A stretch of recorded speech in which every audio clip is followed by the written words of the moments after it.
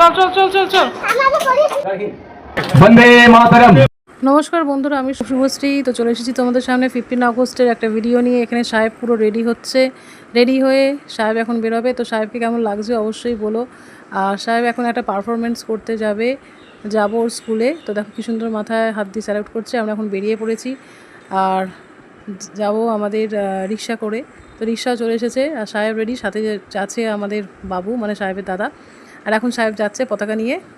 তো এসব একটা গান মনে পড়ে গেল, सरफरोशी की तमन्ना अब हमारे दिल में है, देखना है जोर कितना बाजुए का दिल में है।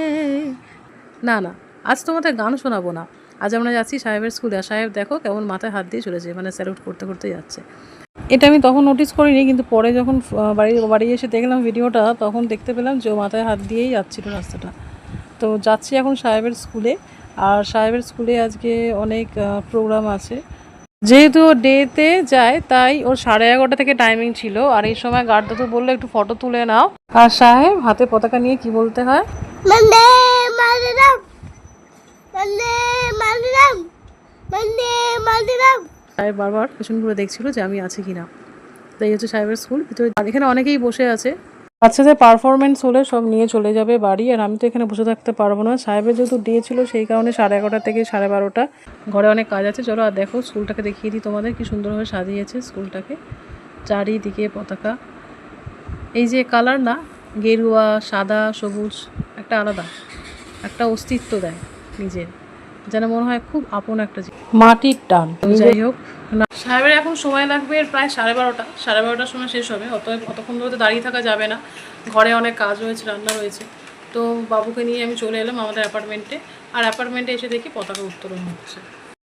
मातरम, वंदे मातरम, वंदे मातरम, वंदे मातरम, वंदे मातरम।